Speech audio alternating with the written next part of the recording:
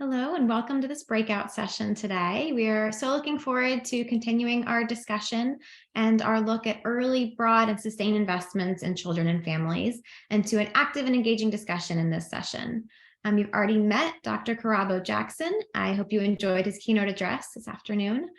During the session today, he will present research on how conventional measures fail to measure important educational outputs, highlight how the efficacy of investments in early education is dependent on the quality of subsequent investments and vice versa, and discuss what this means about cost-effective ways to improve educational outcomes. We are thrilled to have this chance to hear more from Dr. Jackson. I invite you to join in an active and engaging discussion via the chat and Q&A boxes. We are all here to learn together and be inspired to take action in our own settings. My colleague Kira will be monitoring our chat box and keeping you updated there with any housekeeping items. And with that, I will turn it over to you, Dr. Jackson. All right, thank you, Dr. Dorr. So hello again. Let me just share my screen.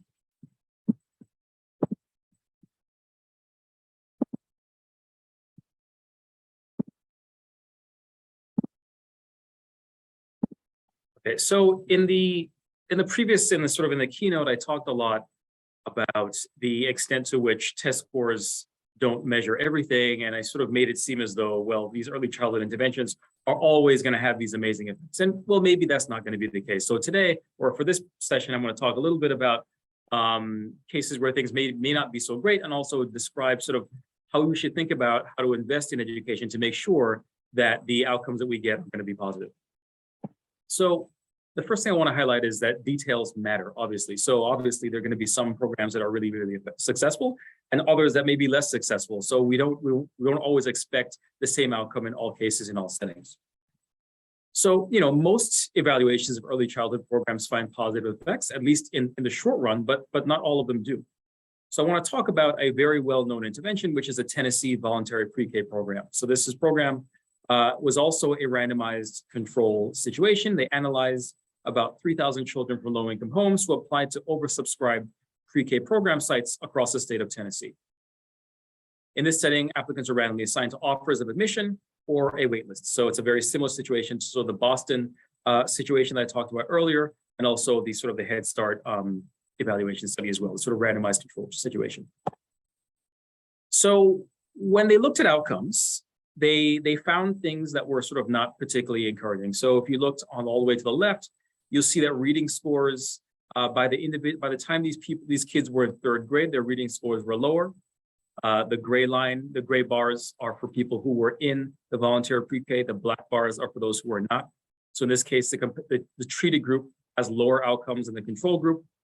That's not looking great. We see the same thing for math and for reading. If you look at fourth grade, we see the same basic pattern, fifth grade, sixth grade. So for both grades, we see the test scores are actually lower in the treated group than in the comparison group. So, when I first saw this, I thought, well, maybe this had to do with the fact that, well, maybe test scores are lower, but the other things are looking good as well, but that doesn't seem to be the case either. So if you look at the non-test score measures, and particularly when they look at the likelihood, the proportion of students that had some kind of disciplinary offense from kindergarten through sixth grade, again, you see that the outcomes are actually worse in the treated group than in the comparison group, suggesting that for whatever reason, getting a randomized offer to enroll in these pre-K programs are actually having detrimental effects to the kids, it seems, in the short term. So, when you look at this, you sort of ask, well, why might this be the case? So one possibility has been highlighted before in the previous talk was it's possible that the individuals in this program were being drawn away from other high-quality pre-K programs into other programs that were not as high quality. And as a result of that, their outcomes were actually worse because we're making comparison not between individuals who enrolled in the program and those who would have been at home, but between those who enrolled in the Tennessee program and some other kind of childcare that might have been higher quality. That's one possibility, but I'm going to posit another possibility. And other one is that maybe the level of spending matter. So does spending matter? So if you sort of look at the history and look at the literature on this, programs that have large positive effects on outcomes, there are like some very well-known model programs like the Perry Preschool program or the Abecedarian program. These are small randomized controlled trials. And these were interventions that had a lot of wraparound services, very small sort of classrooms, And they were spending over $20,000 per child on these programs. So these are very expensive programs that had very, very large positive effects on students. So the most effective programs tend to be pretty expensive. And they included a lot of things that we think matter. Now, I think most of these programs, to be clear, do pass this sort of a cost-benefit analysis, which is to say that it's worth the expense, but they are expensive programs. So as another benchmark, so Chicago, the Chicago Head Start program, they spend about $9,000 per child in 2019, and this is all CPI adjusted. This is all sort of purchasing power adjusted to be in 2020 dollars. So they spent in 2019 about $9,000 per child, about half of those what you spend in these model programs. The national average for Head Start spending per child was about $12,000 in 2019. So this is giving me an idea of what the order of magnitude is, how large of a spending we have in a typical program that you might see being evaluated. The Boston program, which I talked about having positive effects on long-run outcomes in the keynote, that program was estimated to cost roughly $13,000 per kid. So $13,000, $12,000, something in that range is what we typically see as being a successful program. Those that spend even more than that tend to be even more successful. The Tennessee program spent about $5,600 per child in 2020 dollars. So if you think about it from that perspective, they spent about half as much as these other programs on average. And if you think, you get what you pay for, this could be one potential explanation for why the program effects were not particularly large. Also, think about the fact that many of the kids who would have been in the comparison group would have already been in some pre-K program. It's entirely possible that the pre-K programs that they were attending would have been better funded and maybe higher quality to some extent than the ones that they are attending in Tennessee. So that's one possibility. Another thing that I think to keep in mind is that the quality of the K through 12 system also matters. The idea here is that investments may be more effective when they're sustained over time. So if you have a high quality pre-K program and then the students end up enrolling in schools that are not particularly high quality, of not sustaining the gains that were made in the pre-K program, you may not see any gains in the long run. And to sort of think about this, consider the least effective program here, the Tennessee one. If you look at Tennessee, on the left, we basically have a plot of per pupil spending levels overall, and you can sort of see Tennessee's over there in the bottom. It's, I think, about 7th or 8th from the bottom. So if you look at all the states in the country, Tennessee is in the bottom, in the bottom 10. They're not spending very much relative to other states. Consider the most effective programs that were in like Massachusetts. Massachusetts is one of the highest spending in the nation. So from that perspective, you might think, well, maybe potentially what's happening is that the pre-K programs in the high spending areas are the ones that we find sustain long-run effects, because the kids who are getting these interventions are enrolling in K through 12 systems that are able to sustain the gains that were made. Those pre-K programs in low spending states potentially were enrolling in schools that were not necessarily able to sustain those gains. And that could be another potential explanation for what was happening in Tennessee. So there are two potential explanations. So for the talk, basically for this breakout, I'm going to talk a little bit about basically both components of that and present some of my research that speaks to both of these things and suggest that both these things may be at play. So the first thing I'll do is I'll talk about the effect of increased spending in the K through 12 system, and then relate that back to what we see in terms of the effects of Head Start. So this paper that I'm going to talk about is written with two co-authors, Rucker Johnson and Claudia Persico. We're going to use the school finance reforms that happened between 1970 and 2000 as an external shock to K through 12 per pupil spending for people who are between the ages of 5 and 17. Basically, most states at some point in time had the constitutionality of the prevailing school finance system challenged in the courts. Schools were primarily funded by local property taxes. And as a result of these cases that were brought to state Supreme Courts, many states basically underwent reforms, had to reform the way that schools were funded. That typically came about with an infusion of additional cash from the state. And so that basically what tended to happen was areas that were low spending prior to these reforms or had lower income families in those neighborhoods tended to see more money coming in after these school finance reforms. So what we do is in this project, we basically identify the school districts based on the parameters of the school funding formulas and how they changed, that were very likely to experience larger versus smaller changes in school spending at the time of the reform. And again, these are basically low income and low spending districts. And then we're going to basically examine whether the exposed cohorts, that would be cohorts who at the time of the increase in spending would have been of school going age. Those are exposed cohorts, have better adult outcomes relative to unexposed cohorts in those same districts. Unexposed cohorts would be those cohorts who would have been too old to be impacted by this. So people who would have been 18, 19, 20 at the time of a school finance reform would be unexposed. And we would compare people who are 18, 19, 20 when there's a school finance reform to people who would have been maybe 8, 9, or 10 when this thing occurred. And the key thing is we're going to be comparing individuals from the exact same district, but happen to be differentially exposed because one was born 5 or 6 years before the other. So the results for this, I'll sort of highlight how this works. So if you focus now on the left figure, what we did here was we sort of lined up outcomes for individuals for their age, their year of birth relative to the year of the passage of a school finance reform. So everyone who's to the left of 0 is someone who was too old to be affected by the school finance reform. So people who are at year 0 were 17 at the time of a reform, -1 would be 18, -2 would be 19, -6 would be 22, 23, for example. So everything to the left are the unexposed cohorts.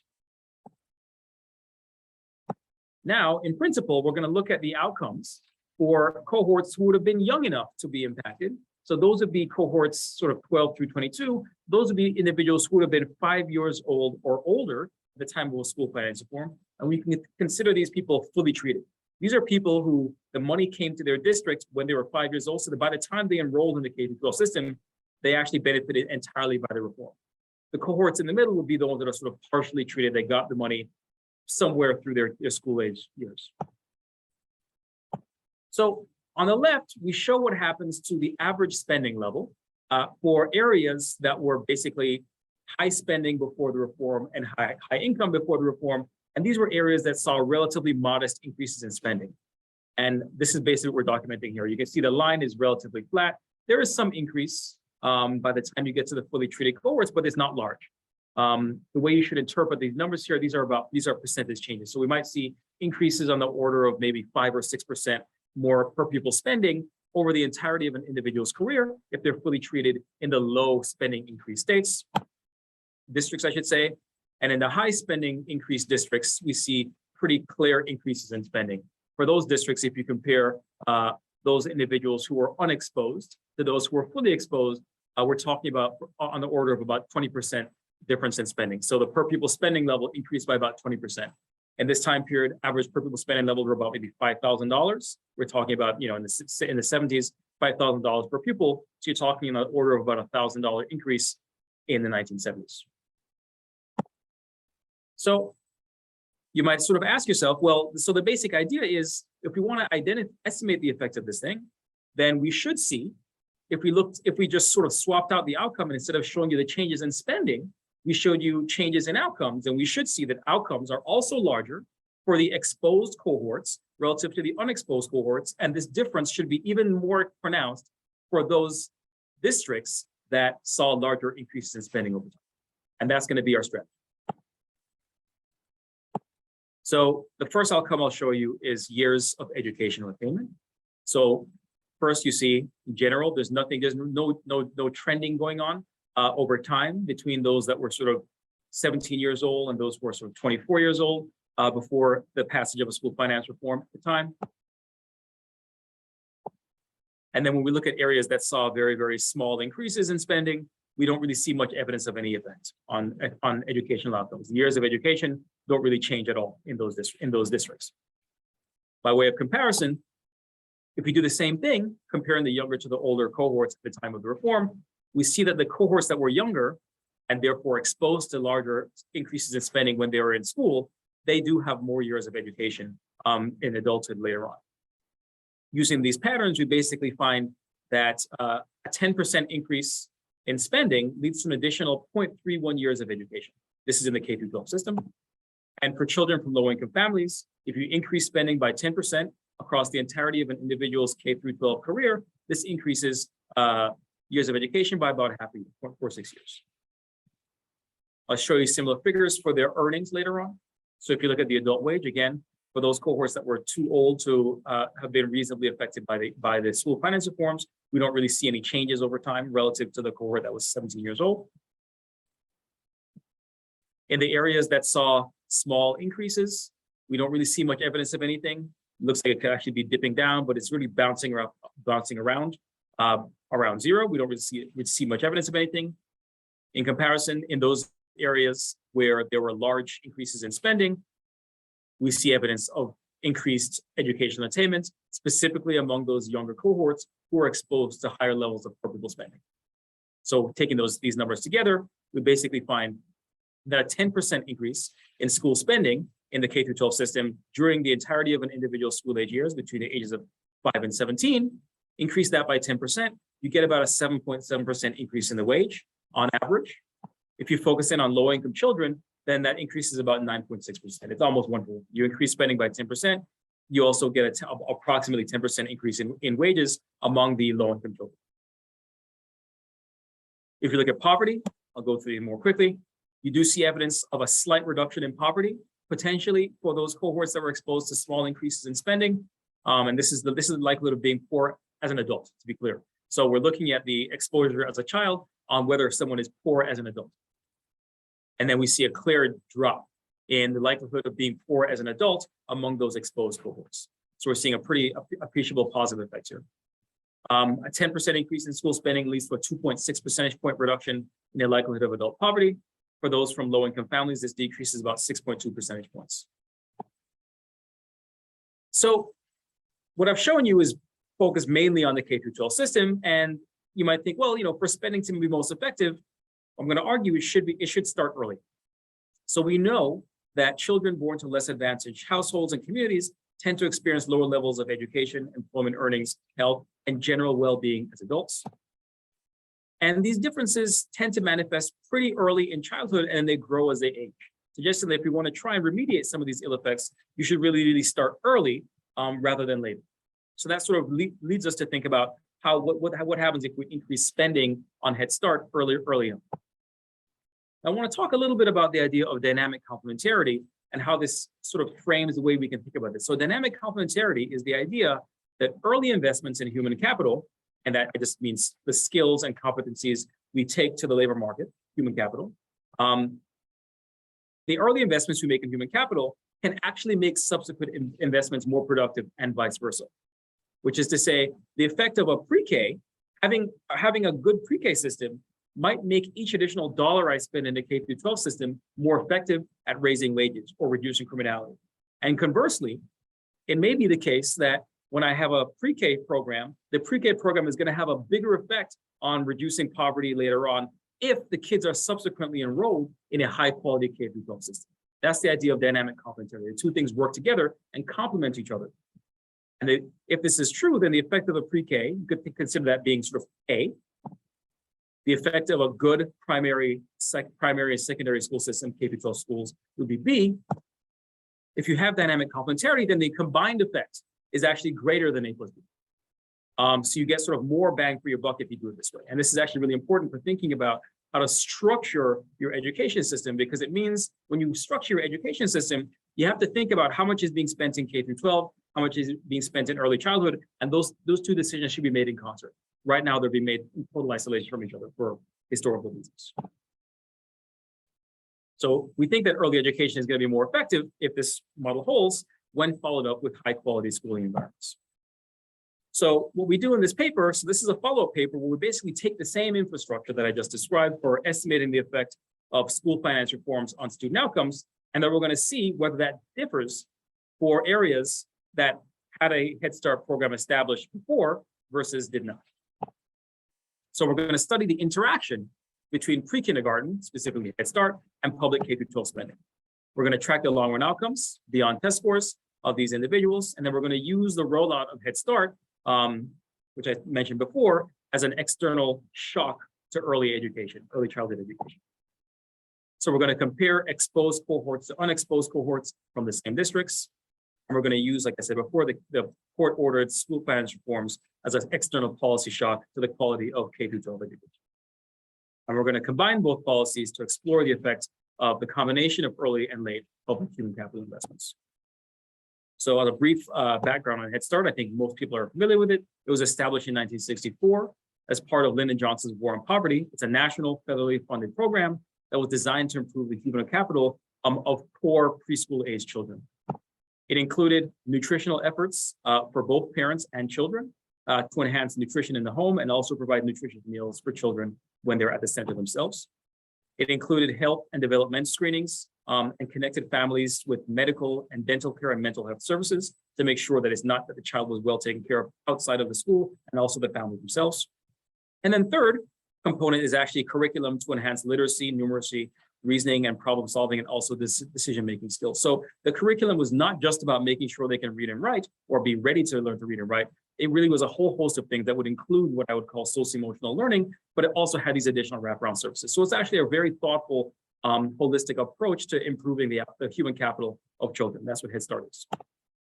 So this is just a map showing you that Head Start was rolled out at different times across the nation. So this is just showing you the first year that a Head Start program was rolled out across the various counties in the United States. And you can see some of them were rolled out in 1965, but you can see rollout happens all the way through sort of the late 80s, like the late 70s, early 80s.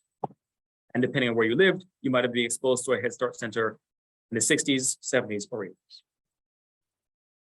So we're going to identify the interaction between the two because it is the case that among counties that introduced Head Start, some were located in school districts that experienced larger or smaller increases in K-12 spending due to the passage of a school finance reform. And also among districts that faced similar increase in K-12 spending due to the passage of a school finance reform, some of them were located in counties that had Head Start and some of them were not. So that allows us potentially to estimate the combined effect of being exposed to one of those shocks, either the Head Start shock or the K-12 shock, and also the effect of the combined effect of both shocks together. And that's going to allow us to test whether 1 + 1 is greater than 2. So I'll just sort of show you some visual evidence of the central results, which is as follows. So we'll basically show you there's going to be bigger K-12 spending effects when pre-K exists. And we're going to look at the years of education. So this plot over here is going to mirror the plots that we've seen before, except now I'm going to show you two plots on the same graph.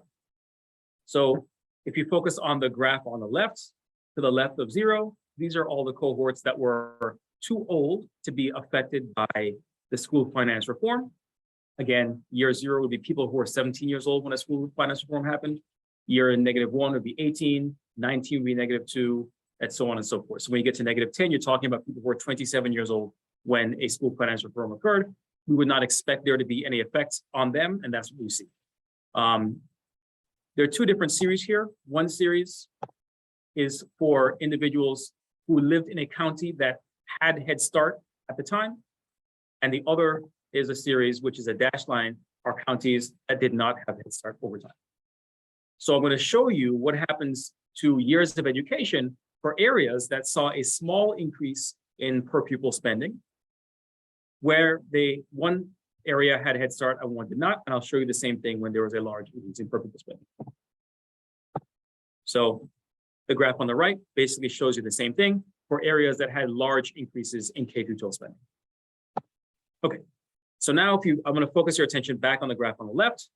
You can sort of see that in areas that had Head Start, outcomes are actually larger in those areas that had small increases in K-12 spending. So it suggests that in general, while there was very little effect on average on the educational outcomes of children exposed to small increases in K-12 spending, there is some evidence that if you break it out into those places that had Head Start and those that did not, we see some evidence that the places that had Head Start, the K-12 spending, even though the effects were small, actually were positive. In those areas that didn't have any Head Start, it's pretty flat. There's no effect. There's no evidence of any effect at all. So it appears that even the small increases in spending did have positive effects once you looked at the counties that also had a Head Start center established. Now, if you look over on the right, you see the same thing for areas that had large increases in K-12 spending. What we basically see here is a pretty clear separation. We see increases overall, so more K-12 spending is good, but the benefits of the increased K-12 spending is much larger in those areas that had Head Start before the passage of a school finance reform, I should say at the time of the passage of school finance reform, compared to areas that did not. So this is basically visual evidence that the relative benefits of increases in the K through 12 system, again, to be clear, both these areas had the same increase. Those that had Head Start and not Head Start saw the same increase in K through 12 spending. But the improvements in outcomes that we observed were much more pronounced in those areas that already had a Head Start center established prior to the passage of a school finance reform, telling us that we're getting more bang for our buck, specifically in areas that had Head Start relative to those that did not. So we're sort of using this information to pull out some estimates that I'll sort of talk about sort of the overall effects. So the first thing I'll highlight is we just made a bunch of bar charts that estimate the effect of an increase in K through 12 spending with Head Start versus without Head Start. So there are two graphs here. I'll first focus you on the left. So on the left, this is looking at outcomes only for low income kids. On the right, we're looking at the graph for non-low income kids. Back to the left, where we have low income kids, you're basically saying that if you increase spending by 10% and you have Head Start center established, that increases high school graduation by about 11 percentage points. If you increase spending by 10% in the K through 12 system and you do not have a Head Start center, this increases only about 6.7 percentage points. So it's a pretty large difference. And if you test for whether those differences are statistically significant, the answer is yes. So we're seeing a economically meaningful difference between the marginal benefit of the benefit that we get for each additional dollar in the K through 12 system. We're getting more bang for our buck when there's a Head Start center there versus when it's not. So the benefit of the Head Start center goes beyond simply the benefit of Head Start itself. It actually makes the K through 12 system more productive. So if you focus on the graph on the right, this is showing you the same thing, but for children who are not poor. So these are more advantaged kids. We do see an increase of about 2.3 percentage points of increasing a K through 12 spending by 10%. So everyone benefits from this, but we don't see any difference depending on whether there's Head Start or not, as you'd expect, because these children, the more affluent kids, are not exposed to Head Start to begin with. So that's what we expect to see.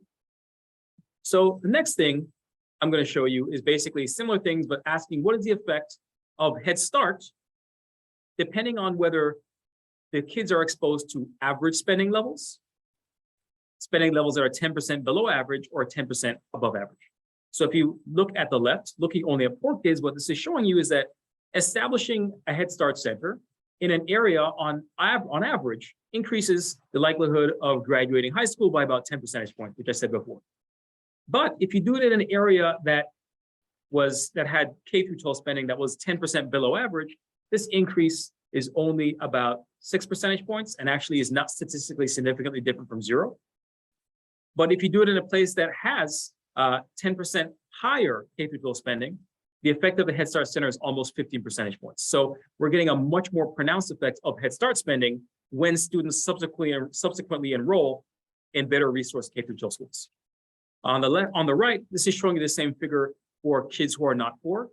We don't see any effect there, which actually is a good thing. It's basically telling us that what we're identifying as the effect of Head Start spending is not having any impact on the more affluent kids, which is, we sort of consider this what we sort of call a falsification test. If we found large effects here, to be worried that there's something else fishy going on. So we expect to see effects for the poor kids, and we expect not to see effects for non-poor kids. And that's exactly what these figures are showing. So again, for high school graduation, these are sort of the effects that you see here. So if we look at years of completed education, I'll zoom to the full figure.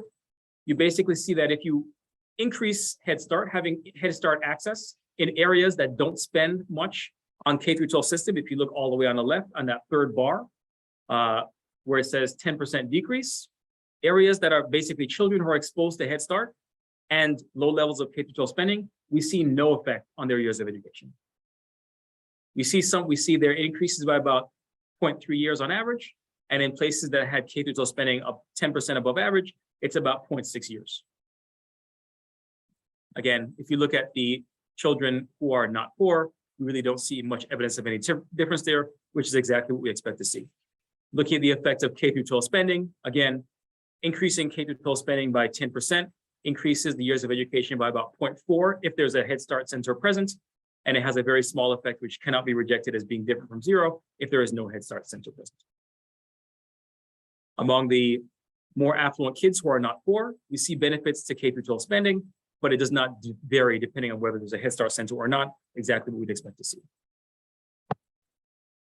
So if we look at the adult wage, we find here similar patterns. So I'll focus you on the set of graphs all the way on the left. Having a Head Start center on average increases wages by about 10%. In a place that has 10% more than average, greater than average K-12 spending, this effect is about 17%. In areas that are spending below the average, the effect is about 2%, and we can't reject it as different from zero. So we're basically seeing very little evidence that the Head Start program is having big effects or having any effects when the K-12 spending levels are low. But we're seeing very, very large pronounced effects when the K-12 spending levels are high. Now, think of this in the context of what we saw earlier with the Tennessee study. The Tennessee study was one that was spending way below average, and the Boston study was one that was spending quite above average. So you might think, in the context of these results, that can explain, I should say, potentially why we would see large effects in situations like Boston and small and potentially negative effects in situations like Tennessee. This graph sort of highlights this possibility right here. So the last outcome I'll mention is being poor as an adult. So the likelihood of being classified as poor as an adult falls by about 7.6 percentage points with the establishment of a Head Start center on average. If there's also a increase in K-12 spending, that effect of the Head Start center is about 12 percentage points. So almost twice as large. And again, we see some evidence of reduction, but it's not a reduction that we can say is statistically significant. We don't really see much evidence of much happening when you have access to Head Start if the K-12 spending levels are low. Again, if you look on the right, there's no effect at all for the more affluent children. And then the other outcome is incarceration. So we find here that children who are exposed to Head Start, low-income children who are exposed to Head Start on average, they're about 2.5 percentage points less likely to be incarcerated as an adult. If they're exposed to Head Start and they're also enrolled in high-quality K-12 schools, this reduction is about almost 5 percentage points, 4.7 percentage points, and then we don't really see much evidence of anything at the top. Again, for those who are not low income, who are not exposed to Head Start, generally speaking, we don't really see much evidence of any action here. But across a whole set of outcomes, we can see that the benefits to Head Start, the benefits to pre-K are much more pronounced when K-12 spending levels are high. And we also find evidence that they may be muted or close to zero if K-12 spending levels are low. And I think this is an important takeaway here, that when we think about investing in early education, we really have to think about what's going on in the K-12 space as well, because by the time they are 18 years old, they're going to be exposed to both. So the last thing I want to sort of talk about is sort of a little bit of a policy simulation that we did in this paper, was to try to think about what the optimal level of spending should be between the K-12 system and early childhood. So in some sense, right now, no one's really making that decision, because people who determine the levels of K-12 spending are typically different from those who determine the levels of spending on Head Start or early childhood education. However, conceptually, if we could eliminate those boundaries, you might think of the social planner, the person who's choosing what to do, as trying to optimize how much money they have. Now, intuitively, the basic idea is, if you're making outcomes as good as possible with your budget, you want to spend the most money. You want to spend your last dollar on the thing that's going to give you the most bang for your buck. So in some sense, if you're a place that's already spending, say, I don't know, $16,000 per child in the K-12 system, and you have no money that's going into your early childhood education, you might think that I could actually improve outcomes overall by taking some of the money from the K-12 system, maybe bringing that budget down to $14,000 and spending $2,000 or $3,000 per child in the early childhood space. By just shifting money away from the K-12 system into the pre-K system, we could actually make outcomes better off overall. So in some sense, what I'm saying is, spending a lot in one sector in the K-12 and very little in the early childhood is just an inefficient use of funds. So one takeaway might be, well, you should spend more on the early education. I think that's absolutely correct. But another implication is, even you could actually stay budget neutral and improve outcomes over time. So we did a little simulation to sort of think through what that means. And what we basically found and I'll focus you to the graph on the right. What we basically found is that if you're a district, or if you're a district that basically spends more than the national average, and these data that we're looking at are sort of looking at the 80s. So in the 1980s, if you were a district that was spending above the national average, 10% above the national average, this is the solid line on the graph to the left, then each $1,000 that you have or $1 million you have in your budget would be about 3 or 4 times more beneficial if you spent it on early childhood than if you spent it in K-12, which would mean that for districts that were spending a lot of money, they probably would have had better outcomes overall as measured by years of educational attainment or wages if they moved some of their budget from the K-12 system and funded early childhood education. But that's not true for everyone. So in areas where spending on K-12 spending was actually well below average, that wasn't necessarily true. So it's not always the case that it's going to be beneficial to shift money from the K-12 system to the early childhood system if you could. But for areas that are already spending a lot of money, the data suggests that you could actually improve outcomes with no additional financial outlay. So this is actually kind of an important result because the money that we're spending in the K-12 system, so the money that we're spending in early childhood, particularly in Head Start, is really focused on low-income children. So this suggests that there's actually no equity efficiency trade-off. So in many policies, there's a concern that, well, if we want to make the outcomes more equitable, we have to make the system worse. In the context of this, because we have these dynamic complementarities, we actually can have a situation where there is no trade-off between equity and efficiency. By shifting money away from the K-12 system into the early childhood space, we're actually improving equity in the system and at the same time improving efficiency in the system. So, I think this might be politically feasible to sort of think about shifting money back and forth in this way, but I think it's a helpful conceptual framework to think about what is the optimal allocation of our resources as a society towards education. And if we were able to sort of optimize and think, well, it's not just about early childhood, maybe we should start even before prenatal, early education, K through 12, higher ed. If we could think optimally about how should we allocate our money across all the different ages, developmental stages of development, what is the optimal way to do that?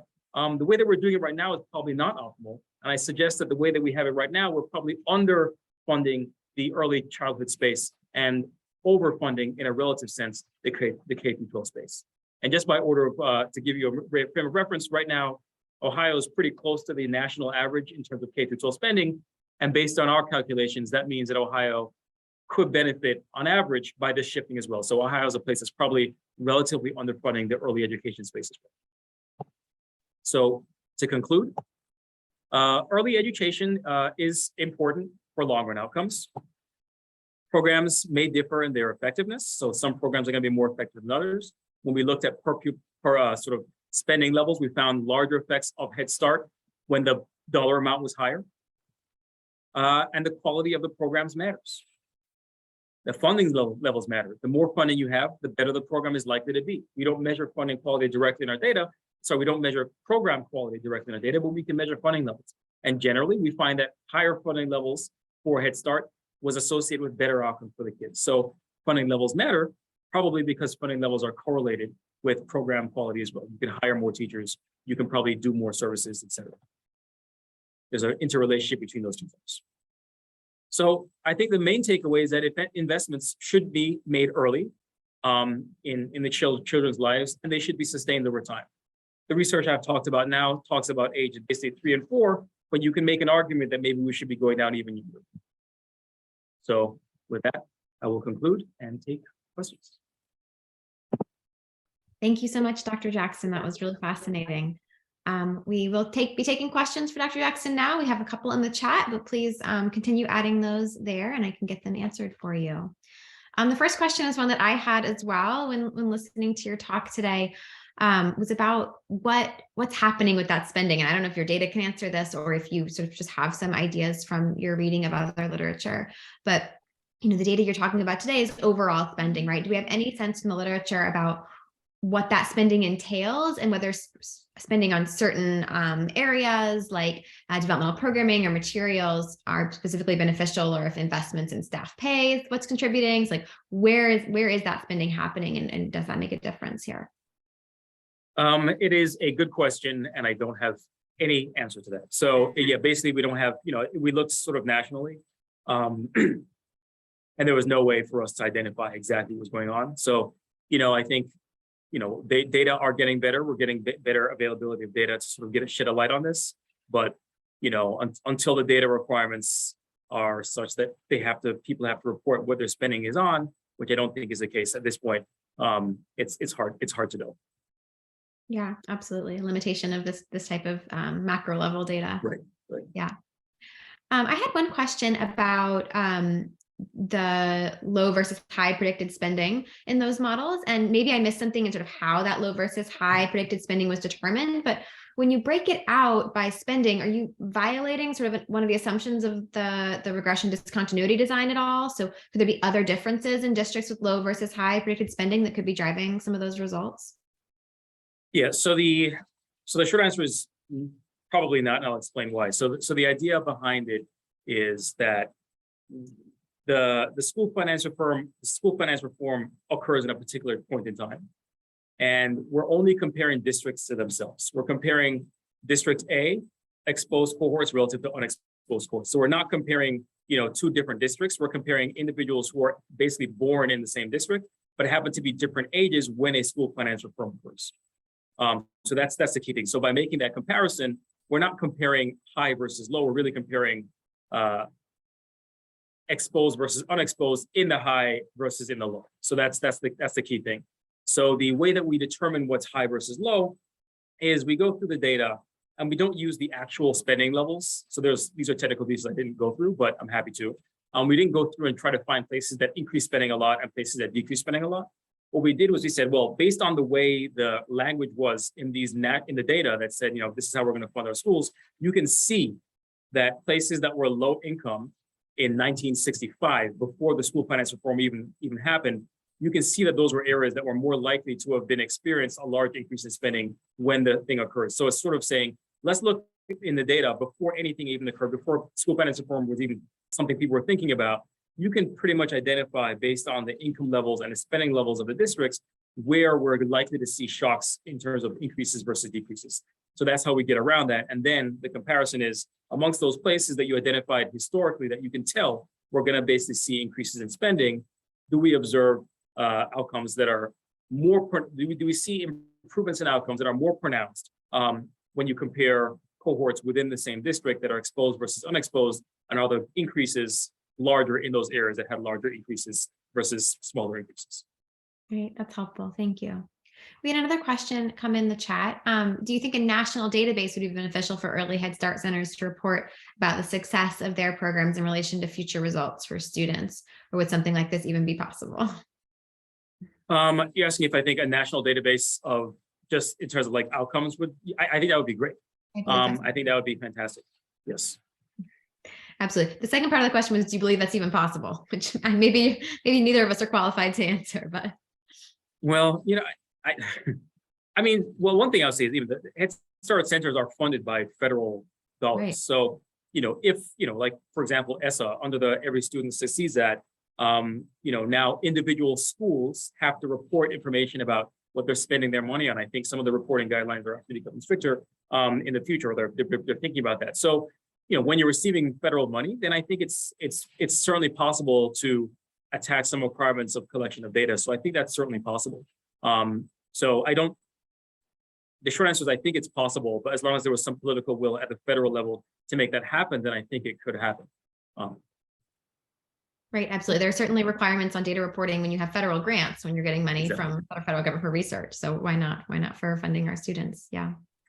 Another question came in about multilingual students. Are there any studies that you know of looking at multilingual students in early Head Start programs and how these results would play out there? Right. So that is an excellent question. I'm not familiar with anything that's been that granular to allow people to look at that. I think it's a great question because I think, for sure, multilingual children would come in with a different set of needs. Obviously, everyone has needs, but I think they have a particular set of needs that may require somewhat different programming to address that. But I'm not familiar with any evidence, certainly looking in the long run, that has looked at that. But it's a great question. It's worthy of study. That would be really interesting. Absolutely. One other question I had was, your results are really compelling here about the impact of spending level. I wonder if you think these findings explain the negative effects in the Tennessee study, right? So they might explain the null effects in the Tennessee study that Yep. like just didn't work in Tennessee. But does it explain some of those like reverse effects in the opposite direction that we would expect? Yeah, great question. So I think two things could explain it. So I think there's a combination of the idea, well, let me say two things. So two things could explain the null effect. So the negative effect. So one could be, so what I alluded to in the main main panel was that the counterfactual set of schools may have just be quite different. So without knowing what the quality is of the set of schools that the treated students were enrolled in terms of pre-K, without knowing what that looked like, I think it's very difficult to be able to tell a story about whether it has to do with quality or not. But it's certainly possible. So, the two studies I mentioned definitely highlighted, and especially the Klein and Walters in particular, basically show that if you compared the kids who were in the Head Start study, that was a Head Start, when they reevaluated the Head Start impact study data, kids who would have otherwise enrolled in another pre-K program, their effects were actually slightly negative. So my takeaway from that is it's certainly possible that if you depending on what you're comparing it to, you may find negative effects. And negative effects are not necessarily a bad thing. I should just be very clear to mention. In some sense, you can imagine a world if all the parents were sending their kids to some kind of pre-K and they were all paying for it out of pocket.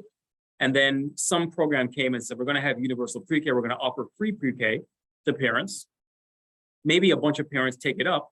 And maybe it's possible that many parents may already spending a lot of money to send their kids to a pre-K that was better than the free one. Now, in some sense, that sounds bad, and you would actually find outcomes that would be worse due to the expansion of the pre-K system. And one interpretation would be, oh my goodness, that's terrible. This rollout of pre-K was a disaster. And another interpretation is, well, maybe it could have been done better, but there are benefits to the parents. The parents now have more money they could spend on other things, and the households benefited. Now, of course, you worry about things getting worse, and you want to make sure the quality is good. But I guess what I'm trying to say here is that the negative effects has to be interpreted in the context of where are kids going if they don't end up in the treatment group. Where are the control kids going? So I think two things could be happening. The control groups kids could have been going to relatively high quality pre-K. And it could also be the case that the funding levels were pretty low. Like as I documented, the levels were really low. So your comparison group is spending a lot, your funding levels are low, you're already in the territory where you're very likely to get a negative effect. And then throw into the mix that the K-12 spending levels in Kentucky is pretty low. So if we take all those three things together, that's a plausible story for what's happening. Now, I can't prove that, but I think all those things are in the mix. They all point in that direction. Yeah, that's really interesting. Thank you. We have a question from one of our graduate research associates. From your previous talk, we know that test scores don't capture everything that matters, but out of curiosity, she was wondering if you could talk about what happened to test scores as a result of the changes in the K-12 spending. So how did that compare to the non-test score outcomes that you presented here? Right, good question. So so in this particular project, I did not look at test scores, but I have in other work. And also there's other researchers that looked at this as well. So there's a nice paper by Lafortune, Schanzenbach, and Rothstein, and they use the more recent passage of school finance reforms that happened after the 90s, and they look at scores on the NAEP, and they basically document pretty sizable test score effects, and they find that the passage of a school finance reform reduced test score gaps between high income and low income areas quite considerably. So there are test score benefits for these as well. I would say that many of the, there's also studies that have looked at some of the educational attainment impacts. And typically the educational attainment impacts are larger than would be implied by the test score impacts.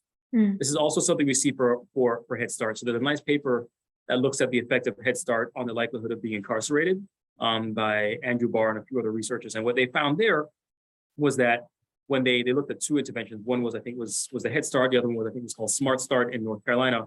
And in both cases, being enrolled in the program was associated with reduced criminality, reduced likelihood of being incarcerated.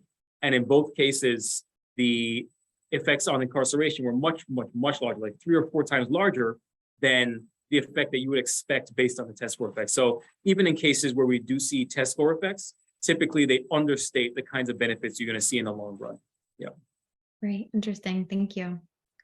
One question is about sort of if you have any data from your studies or from others about the curriculum that's happening in these Head Start programs. So is there any study that compares programs that offer STEM or more aggressive curriculum versus those that don't, and potential long-term benefits throughout schooling? That is an excellent question. I don't have those data. I would love to read that study. Yeah, I mean, I think my perspective is, estimating the effect and seeing what the effect is on average is great. And we know there's going to be heterogeneity. I think this gets to the Tennessee question as well. Does it vary? I would imagine even within Tennessee, it's not like there was one place. There are all these different centers. Even if within their data, it's possible to estimate the effect of different centers on outcomes, and maybe some centers had positive effects and some didn't. So I think even within a particular setting where we tend to focus on like the average, there are three things I always drum about in my research. One is that spending matters. The other one is that test scores don't measure everything, and the third is that heterogeneity matters. It's a real thing. Oftentimes it's convenient to talk about, oh, the effect was negative or the effect was positive, but the world is complicated. Things are heterogeneous and context matters. So the question you're asking about, differences in curriculum and differences in what's going on there, that is critical. That's the context. That's the heterogeneity. So I think much more work needs to be done to really unpack what that heterogeneity is and what the sources of that heterogeneity is. And I think looking at curriculum is exactly the place to be looking. So I think it's a great question. I don't have any evidence on that, but I love seeing research like that, because I think that's exactly where we need to head. Because I think, it doesn't make sense to talk about an early childhood education program because they vary a lot in what they offer and will likely vary a lot in their effects. That's why, in some sense, some people saw the Tennessee study as being very discouraging. I saw it as being somewhat discouraging, but also at the same time, I was like, well, yeah, that tells us we really do have to make sure that we focus on details, which is why the first thing I said in the slide was details matter. So I don't know, but I don't have data on curriculum, but I think that's a really, really great question. I love seeing data on that. Yeah, absolutely. It sort of comes back to that question about differences in where we're allocating that spending too, right? So where are those investments going, and does that matter? Yeah, exactly. A question just came in. Do the difference designs you've discussed hold up to recent scrutiny about these designs that leverage differential timing in the rollout of these policies? So for example, comparing treated groups to previously treated groups as opposed to not treated groups. That is a good question. I did not see that one coming. Yeah, so I've not gone back to the data to implement the Santa Ana Sun adjustment, that kind of thing. So I've not done that, but I will say, my own personal view from seeing a lot of this work is that most of the time, in most settings, I've never seen those adjustments really flip results. Not to say they don't change point estimates change, but generally speaking, it's pretty rare that those adjustments change the results in any meaningful way. The only examples I've seen where they change results are examples people made up. They basically designed stylized examples where it turns out this could be a problem. So I see this as this could be a problem and we should think about it, rather than this is a problem and we need to sort of worry about it. Having said that, other people, not I, have used the same identification strategy on different data sets and found that the test score effects hold up or that the educational impacts hold up. But we haven't done it specifically with our data set. So I'm pretty confident that it's real, only because, most of the time these things hold up. And I would also say, when you have 100-page appendices where you check for all kinds of stuff, that typically catches the kinds of problems that you would worry about in these settings. So that's not something I'm concerned with, but I haven't looked at it specifically. But others have replicated similar results using similar identification strategies on school finance reforms, and those have held up. So. Yeah, thank you. You didn't know you were going to get those in the weeds research questions here, did you? We have one less in the weeds research question, more of a policy and practice question. So some of the current chatter about early childhood funding is looking at mixed model implementation. So a combination of Head Start, public school, private preschool, in-home care, et cetera. Do you have thoughts about the implementation format with your Head Start knowledge? It's hard to say. I mean, I think, this is sort of moving away from the data entirely, but, my sense is, that integration between the pre-K and the K-12 system is actually really important. It's a transition period, and we worry a lot about making sure kids are sort of kindergarten ready. So I think having an explicit connection between what's happening in pre-K and what's happening in kindergarten, I think, is important. So my sense is that that component of things, I think, is probably more likely to be conducive to success. That could also be another reason why the Boston system was successful and the Tennessee one was not. This is speculation to some extent, but my sense is having the connection between those two parties is definitely matters. Having outside vendors be involved to provide wraparound services, I think that's fantastic. I think there's a lot of things, like I mentioned before, that I think the holistic educate the whole child model is really, really important for the success of these programs.